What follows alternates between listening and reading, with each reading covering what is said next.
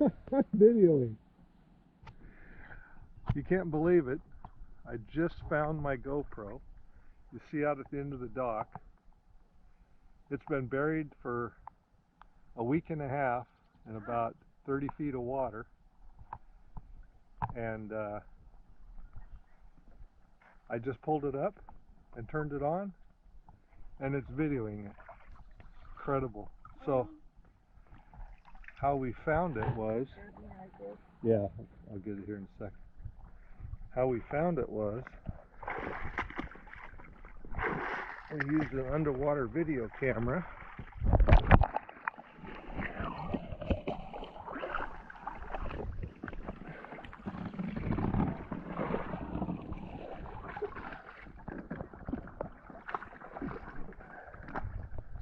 Underwater video camera system. So, as it turned out, we had it on a long rake. Long handle, just a regular old rake. Yeah, I got it. It's still attached. It's still attached here. I have a hold of it. And so there's the video camera. It was showing down. On the GoPro, I had a safety line that I always put on. And this time I didn't put it on. And it unclipped off of my waders, dropped in the water before I had the safety line hooked up. We use this laptop, which gives us the signal off of this camera, and so I just ran over it, and we hooked the tine with that loop. So I pulled it in from there up to the dock, so it was just only in about 4 feet of water. Anyway, what an adventure. See you later. So I zoomed in a little bit. You can get a little better view of the dock and length of it. And it was about 10 feet out, maybe 12 feet out from the end of that dock, and down to the right from there just a little bit. So this was our second attempt at retrieving it.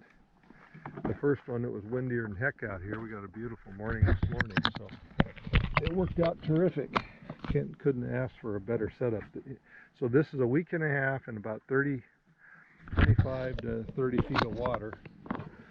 I pulled it in, turned it on, and I'm videoing with it. So GoPros do last at 30 feet of water. 33 is supposed to be. All right. So I wanted to show how I normally secure this. This down here is a clamp. I can't get to see it, but it opens up. I'll go ahead and take it off so you can see.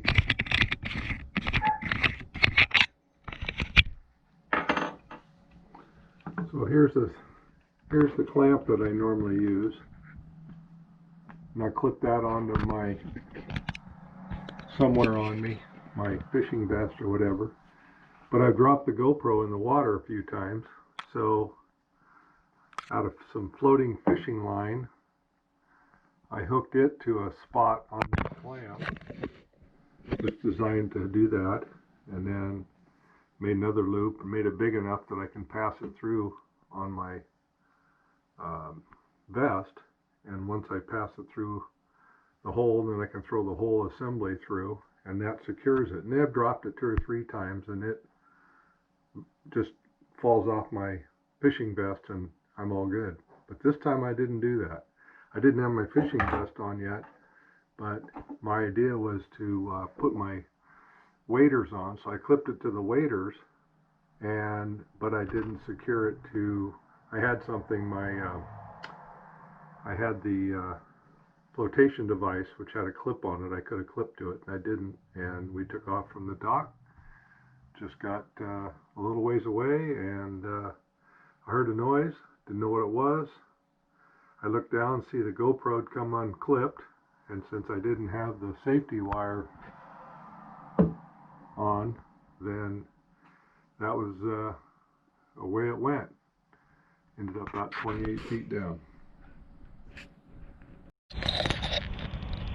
So this is the rake that I was using, and I had the camera mounted roughly about here, so it was giving me a view of about like that. That's a little closer, about like that.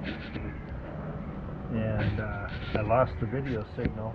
Once I saw the camera, I released the rake, and it dropped about 5 inches, and it dropped right next to where the camera was.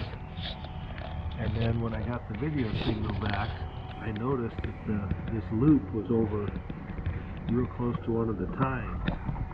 So I picked it up, and it hooked the tine, and I just drug it into shore. It came off, but it was about 3 feet deep of water, so I was able to recover it. Pretty interesting stuff. So I lost the GoPro on Saturday, excuse me, a Sunday of Memorial Day weekend, and in order to recover it, I had to get something to talk to the USB port and then connect to this yellow connector for the camera, which is the video. So I had to buy this on Amazon, and it was $16. Diesel. Knucklehead dog. Let's throw the ball.